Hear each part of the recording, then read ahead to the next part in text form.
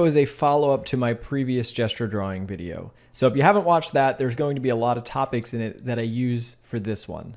I'm also going to be using a lot of techniques from the Basics of Perspective series because we'll be rotating forms. So if you're finding that any of the topics in this video are confusing, just head over to those other videos first.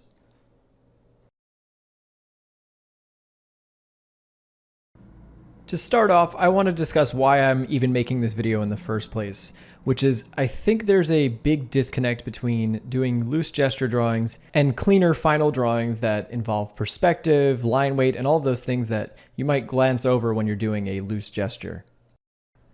So why even do a gesture drawing in the first place? Well, for one, it helps you understand the twisting, tilting, and all of the angles that the body can naturally create. It also allows you to capture the energy of a pose, but for me the most important part is that it allows you to experiment, create shapes and ideas without the burden of making a very pretty looking drawing. Even if you're someone that likes to have your drawings have a very clean, tight line finish, there's still a benefit to starting loose and allowing your brain to have a very spontaneous attitude as you go into your drawing. But as I alluded to earlier, I want to focus on transitioning your loose gestures to something that has solidity, form, and perspective. I did an animation of this really badass character by Ella Kramer, so I wanted to break down a few of the poses in this animation. We'll break the process down into 3 steps. First, the linear gesture, which includes the line of action and the tilt of shoulders and the hips. Then we're going to figure out the major forms, and then we'll combine the two to make forms out of these organic shapes. Breaking down the first pose, we can see that the shoulder line is tilted down to the left and the hips are counterbalancing that to maintain balance. Doing a linear gesture like this doesn't give you all that much information about the perspective other than the placement of the feet really, but we're getting a good sense of the movement, and you can see here I'm emphasizing the line of action, which is the overarching and main movement of this pose. And because we're essentially drawing this just like a stick figure, it's really easy to get a sense of the bending of the arms and the bending of the knees. So when you're doing a loose gesture drawing like this, the idea is just to understand all of the angles that the body is making. Now let's look at the forms of the body in perspective, and particularly the forms of the pelvis and the rib cage. I'm going to draw it first using boxy forms. And so what you can see here is that we're seeing a lot of the left plane of the rib cage, and it's leaning back, which is exposing and stretching the abdomen. The pelvis is tilted forward, more in line with the perspective lines on the ground. The pelvis is also tilted forward a little bit, but it's really a minimal amount. So the most important thing to consider here, since the 2 major forms of the trunk are actually at different angles, you're going to get a twist and you're essentially creating tension in the body. The further we twist that rib cage away from the angle of the pelvis, the more tension we're creating in the pose. And lastly, I created a bit of a staggering, so you can see the head is facing to the left, the rib cage is facing towards the right, and then the pelvis is aiming back towards the left again. Now let's combine these 2 principles together to make some organic volumes. So you'll notice that rib cage shape that I'm using reflects that line of action a lot. And what I'm doing here is I'm taking that 2D shape and using ellipses to build out that volume. As the rib cage tilts backwards, that minor axis ellipse starts to tilt back as well. And this is why I'm always emphasizing the importance of being able to rotate cylinders and the importance of being able to build volumes.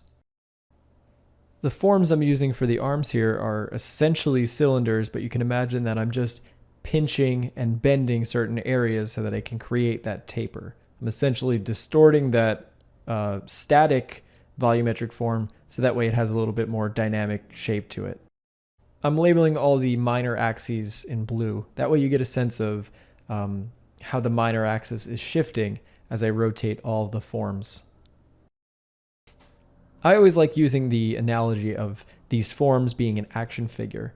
And so those sockets in the shoulders and hips are exactly the minor axis and ellipse shape that you'd be using on your model.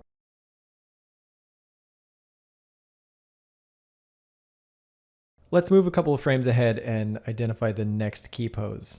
Now that I'm at the opposite end of the swing, you'll notice all of the forms are tilted in the opposite direction than they were before. So let's just first break this pose down in a linear stick figure kind of way. The character's now leaning pretty far forward, so you'll notice that his hips and the placement of the feet are such that it maintains the center of balance and the character doesn't fall over. Those are the types of assessments you want to make when you're doing a loose gesture drawing like this. Now looking at the blocky forms, we can get a sense of what's happening with the pelvis and ribcage. The ribcage is tilted forward and is rotated so that the character's right arm is further down. The pelvis counterbalances this movement by staying straight up and down. So once again, we're getting twisting and bending, and it serves as the opposite extreme to the previous pose. And once again, we'll tie all this together by using organic shapes, and I'll build out the volumes through center lines and wrapping lines.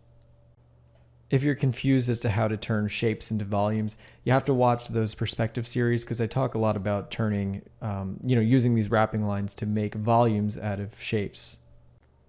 As far as what shapes to use for these body forms, I feel like you start to just develop a repertoire over time, and it really comes down to what the character design is.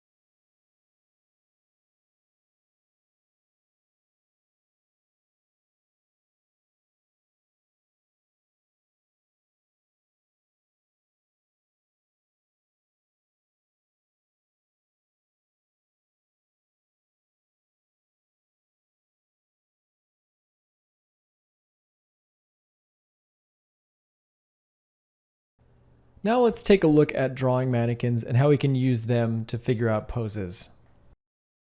The mannequin that I'm going to be using in this section is similar to one that you'd find in any art store. So if you want to use that along with this, I think that's a great idea. I think in general, especially early on, those drawing mannequins are really useful to use.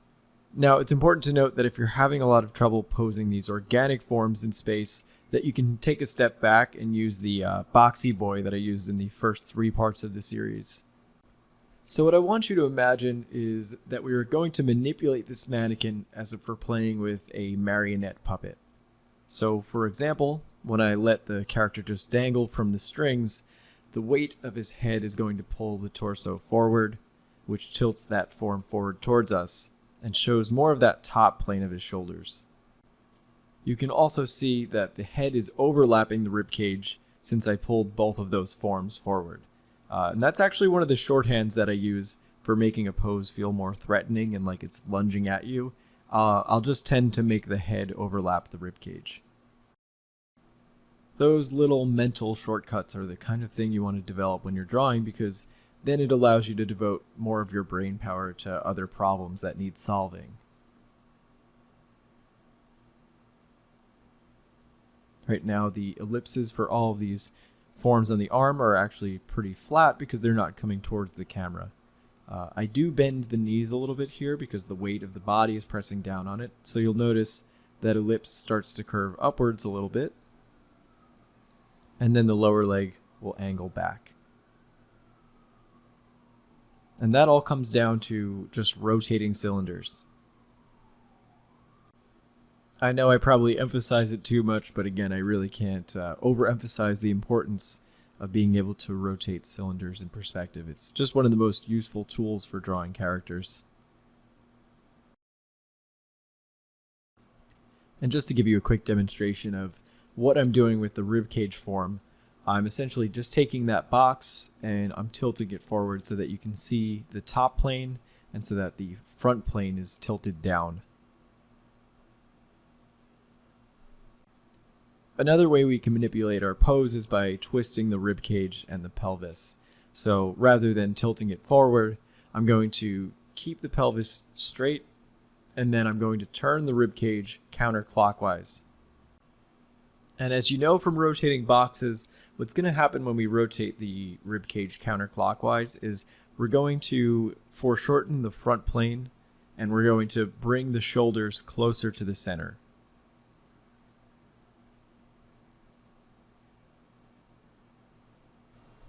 Which gives us shorthand number 2. If I want something to feel as though it's turning, I can bring it closer together. So for example, the legs are spaced out at a normal distance, but then since the shoulders are turned, they're going to be closer together visually.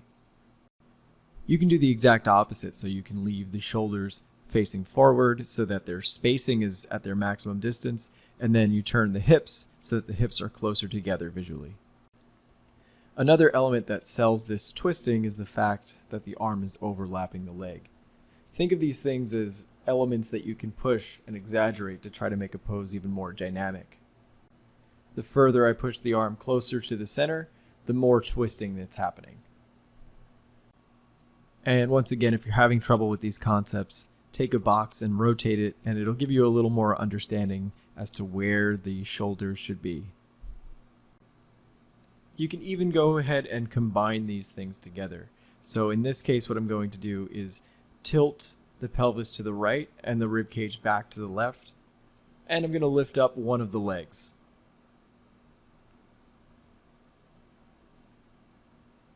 Notice what happens to the ellipse degrees when I lift up that leg.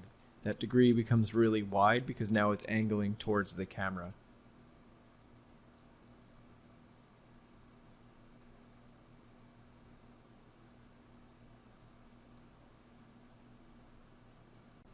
So long as you feel comfortable moving ellipses in space, you can really position these limbs anywhere.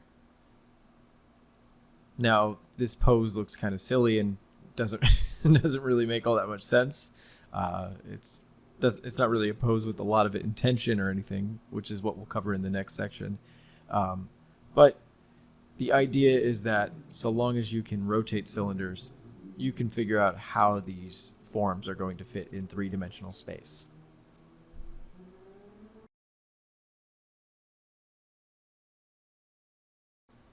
Now, before you go ahead and try to make an entire pose sheet with your character, it's a good idea to try to figure out how to give intention to your poses just with the mannequin. So in this case, I'm trying to make a pose that's a chipper stride. So I've tilted the rib cage back, the arms are really out and taking up a lot of space. And you'll notice here that the rib cage is going to be tilted strongly in opposition to the pelvis. So the rib cage is tilted back very far, and then the pelvis is tilted forward. When people are feeling positive, they tend to naturally expand their body and take up more space. That's why having the appendages spread out and the rib cage tilted back and wide makes this walk feel a lot more chipper. Try not to get too bogged down by the connections of your mannequin. I know a lot of my students get really caught up in how the legs fit into the pelvis and how the arms fit into the shoulders. Just try to get an understanding of how these things are fitting in space rather than their connection points. The idea here is just to get a fluid and organic pose that shows that we're manipulating the body and moving things around. By contrast, taking up less space and bringing the appendages closer to the body makes the figure feel sullen and maybe sad. Aside from looking at reference and just trying to figure out the pose based on that, I actually think it's a really good idea to learn to daydream a little bit and sit and just try to think about how the body would position itself, and then do one of these mannequin studies to try to replicate that pose that you were thinking about. This will start to strengthen that relationship between your brain and your hand. It's all about creating that direct connection from your mind to the canvas. Whenever I'm working with organic forms, I do find that using a center line is really useful for figuring out how that's fitting in space, because that center line will give you all the information you need. When the center line is close to the silhouette, we know that it's turning away from us and we're seeing it close to a profile view. And when that center line is dead center, we're seeing it in a front view.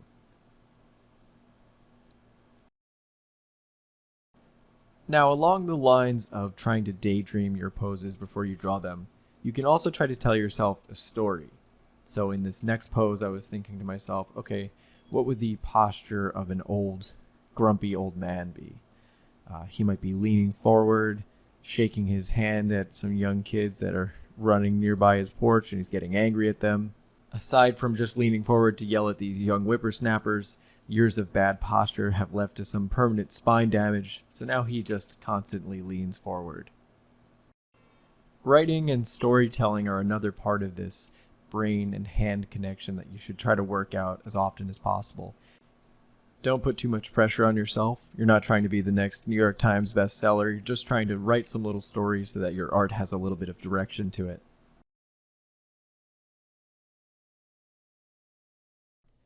Another useful tool to make the poses more interesting is to make them asymmetrical. So that could be your feet placement are asymmetrical, your arm placement is asymmetrical. So you'll notice here that aside from the arms being drastically different, I'm going to place the feet in different angles from one another. That just adds another hint of realism, because generally when we're standing in a neutral pose, we're not going to position the feet at the same exact angle.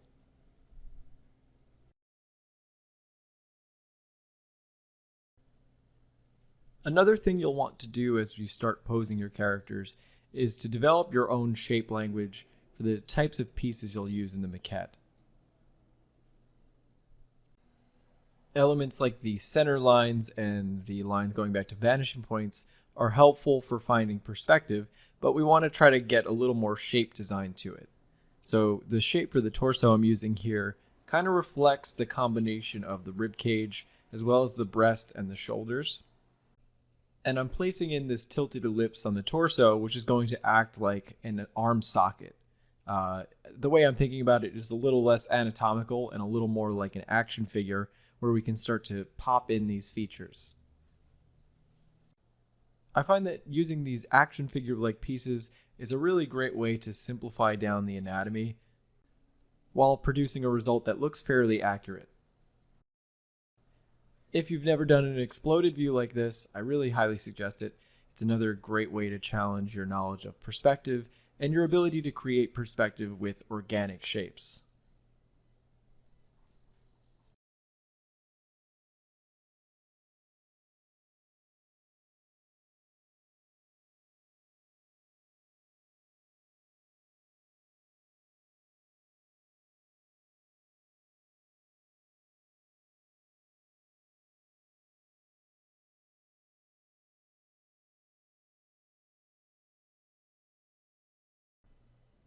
For this next character, I'm going to start swapping out pieces. So if I want the character to appear more masculine, I can use square and more wide shapes.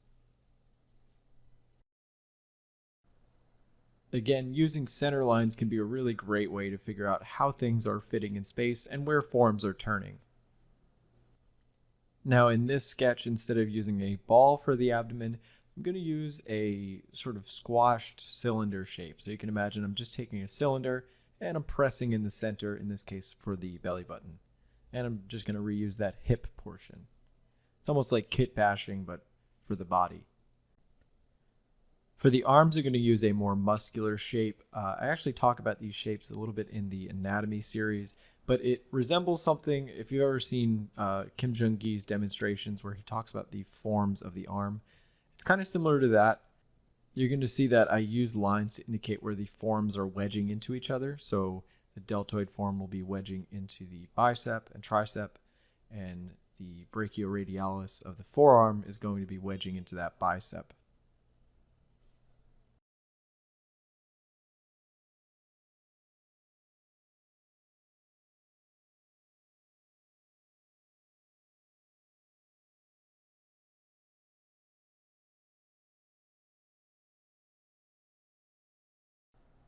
Now with this last one, let's go hyper exaggerated. So I'm really going to widen up the features.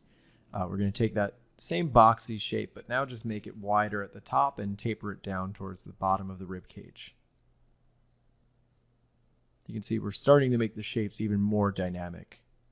But we're still retaining form because I'm using center lines and three-dimensional volumes. All I'm doing is playing around and exaggerating different pieces.